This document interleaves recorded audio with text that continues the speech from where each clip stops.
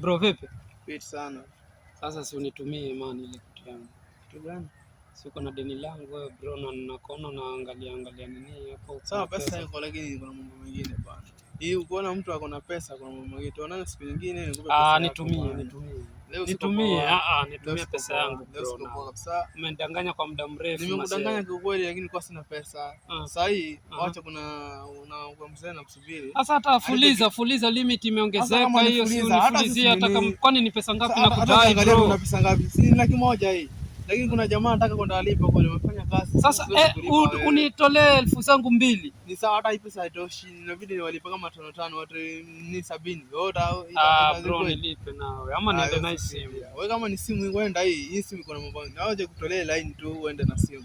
Mimi sina shida na simu. Unasikia? Bro lakini sipo mzee. Kama unadaiwa mzee. Udaiwa unajua unadai kweli, lakini sisi tutapeana siku nyingine, si leo. Tuonane mwisho nini tarehe 35. Tutaonana siku hiyo. Unasikia? Uko na uchi.